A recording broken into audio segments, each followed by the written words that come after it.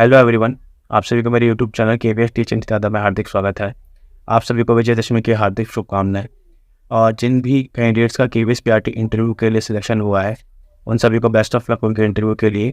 और आप अपनी अच्छे से तैयारी करें इंटरव्यू के लिए और सभी जो है कोशिश करें सिलेक्शन लेने की।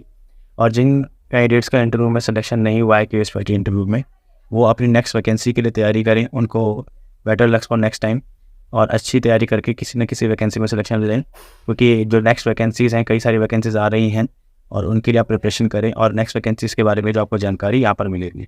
तो आज जो हमारा टॉपिक है वो है कि केवीएस पीआरटी इंटरव्यू की हम तैयारी कैसे करें और क्या क्या चीज़ों का हमें ध्यान रखना है केवीएस पीआरटी इंटरव्यू में। मैं आपको ब्रीफ में बताया था पॉइंट्स जो है हमारे, उसके बाद हम उसके बारे में डिटेल में बात करेंगे।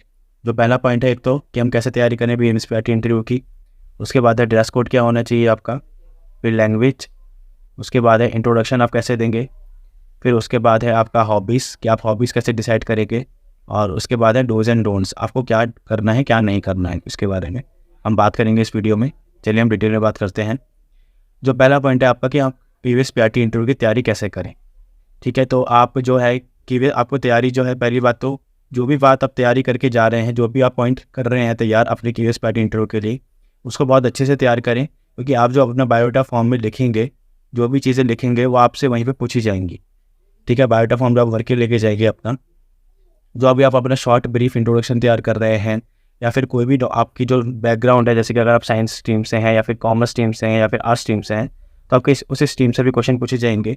और अगर आप केवीएस पीआरटी इंटरव्यू में जा रहे हैं और पीआरटी के लिए ही जा रहे हैं क्योंकि वही पोस्ट है आपकी, तो आपको फर्स्ट टू फिफ्थ की जो बुक्स हैं एनसीईआरटी बुक्स, उसकी नॉलेज अच्छी होनी चाहिए। और अब जो फर्स्ट और सेकंड की जो बुक्स हैं वो चेंज हुई हैं एफएलएन के अंतर्गत और नई बुक्स आई हैं एफएलएन के अंतर्गत, तो अब उसके बारे में आपको अच्छी जानकारी होनी चाहिए। वो नई बुक्स हैं जैसे सारंगी है और मृदंग हैं, और उसमें जो न्यू चैप्टर्स आए हैं उसके लेसन प्लान आपको तैयार करने हैं, क्योंकि वहाँ पे आपसे जो डेमो लिया जा सकता है, क्योंकि जो न्यू बुक्स आई हैं तो उससे कहा जा सकता है कि आपको ये पर्टिकुलर इस बुक का, जैसे कि अगर आप ईवीएस पढ़ा रहे हैं तो क्लास 1 की ईवीएस का ये चैप्टर पढ़ा के दिखाइए, या क्लास 1 की हिंदी का ये चैप्टर पढ़ा के दिखाइए। तो आप हर बुक में से एक एक दो दो चैप्टर जो है तैयार करके जाएँ और उन चैप्टर को अच्छे से तैयार करें।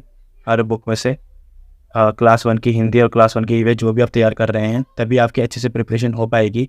और अपनी क्लास फर्स्ट टू फिफ्थ की एनसीईआरटी को अच्छे से पढ़ के जाएँ। हो सकता है आपसे किसी भी क्लास की जो एनसीईआरटी आपको दे दी जाए या उस चैप्टर के बारे में पूछ लिया जाए और आपसे कहा जाए कि ये पढ़ा के दिखाइए। वैसे मेरा जो इंटरव्यू हुआ था तो उसमें मेरे से इंग्लिश ग्रामर ज़्यादा पूछी गई थी। हो सकता है कि जो इंटरव्यू पैनल है वो ग्रामर पे ज़्यादा फोकस कर रहा हो, वो पता नहीं है हमें कि आपका पैनल क्या पूछेगा आपसे। तो आपको अपनी जो है सारे जो अपने बेसिस हैं कवर करके जाने हैं, सारी अपनी तैयारी अच्छे से करके जानी है।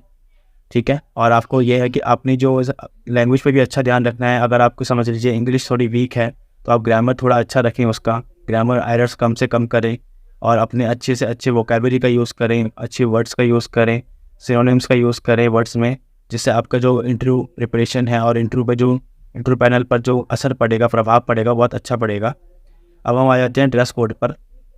पहले हम बॉयज़ के ड्रेस कोड की बात कर लेते हैं कि जो बॉयज़ का ड्रेस कोड है कि आप ये ना हो कि टी शर्ट पहन के चले जाएं या फिर आप टाइट जीन्स पहन के चले जाएं, लोफर शूज़ पहन के चले जाएं। इस तरीके का ड्रेस कोड नहीं रखना है आपको।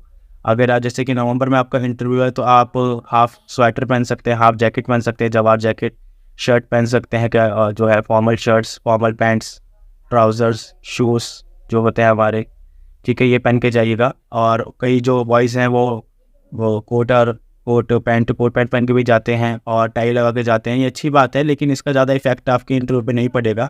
आपकी नॉलेज पहले वहाँ पे देखी जाएगी कि आपकी नॉलेज आपको कितनी है, आपके कंटेंट के रिगार्डिंग उस नॉलेज के बारे में आपको देखा जाएगा। तो आप उसको अच्छे से तैयार करके जाएँ। अब हम लेडीज़ के ड्रेस कोड के बारे में बात कर लेते हैं। आपको ये नहीं कि कट स्लीव के जो आप कपड़े पहन के जा रहे हैं, या फिर आपका प्रॉपर सोबर यूनिफॉर्म होना चाहिए, सोबर ड्रेस होना चाहिए। ठीक है, तो आप सोबर ड्रेस को पहन के जाएँ।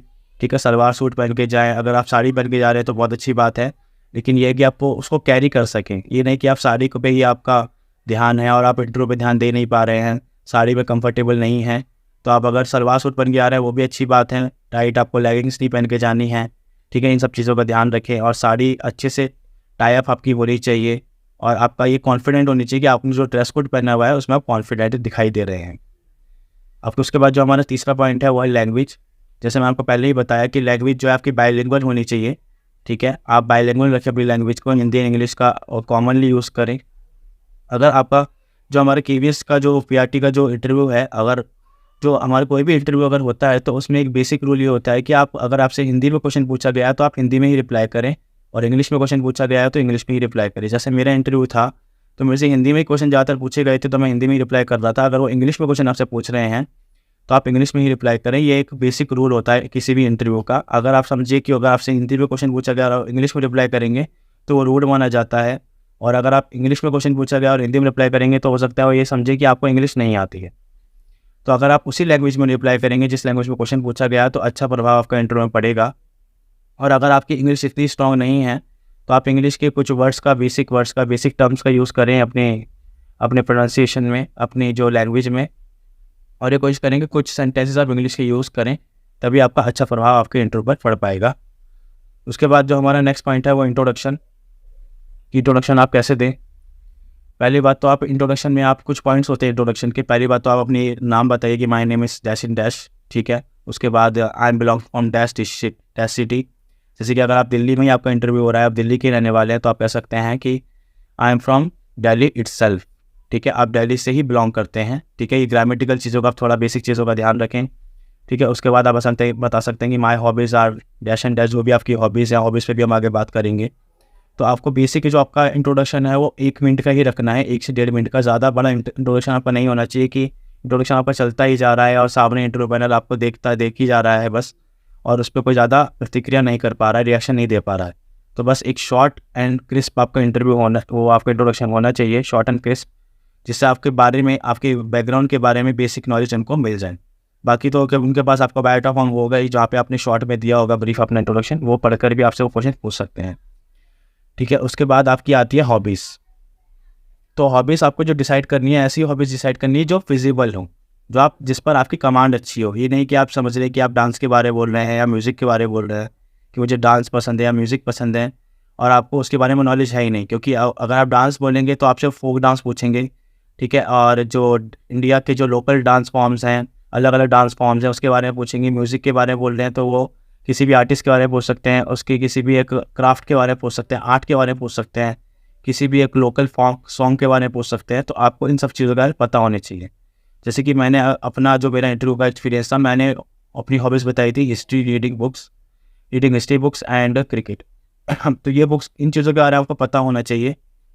अगर मैं इनके बारे में, मुझे चूँकि उन्होंने इन चीज़ों से मेरे को घुमा फिरा के भी क्वेश्चन पूछे थे, अलग अलग तरीके से क्वेश्चन पूछे थे, तो मैं उसके बारे में बता पाया था उनको, क्योंकि मैं अच्छे से प्रिपेयर करके गया था पहले से ही।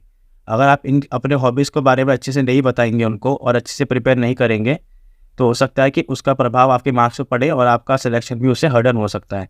तो आप जो भी हॉबीज़ लिखेंगे अपने बायोडाटा फॉर्म में या जो उनको बताएंगे, तो आप उसको अच्छे से प्रिपेयर करके जाएँ। अब हमारा जो लास्ट पॉइंट है इस वीडियो का, वो आ गया है डूज़ एंड डोंट्स, ठीक है। आपको क्या करना चाहिए और क्या नहीं करना चाहिए। बेसिक चीज़ों पर बात कर लेते हैं कि आपको क्या करना चाहिए। बेसिक चीज़ें बच्चा से मैंने आपको बताया कि आपको एक कंफर्टेबल, आपको एक ड्रेस कोड पहन के जाना है। डूज़ में जो आता है, ठीक है। पहले डूज़ पे बात कर लेते हैं। कंफर्टेबल ड्रेस कोड होना चाहिए। ये नहीं कि आप उसको बार बार टच कर रहे हैं या बार बार इस तरीके से सही कर रहे हैं। अगर बार बार सही करते रहेंगे तो वो आपकी एक बॉडी लैंग्वेज पे भी इफेक्ट पड़ेगा और आपके इंटरव्यू पे वो उसका दुष्प्रभाव पड़ सकता है, क्योंकि आपको वो इंटरव्यू में आपको इंगेज ही नहीं रखेगा। आप अपनी ड्रेस पे ही इंगेज रहेंगे, तो आपको हो सकता है कि उनको ये लगे कि आप इंटरव्यू में इतना इंटरेस्टेड नहीं है और आपको या फिर कॉन्फिडेंस शो ना करे आपका, ठीक है। तो एक तो पहली बात तो ये कि आपका ड्रेस कोड अच्छा होना चाहिए। आपकी लैंग्वेज पे कमांड आपकी अच्छी होनी चाहिए, जो भी आप लैंग्वेज बोल रहे हैं।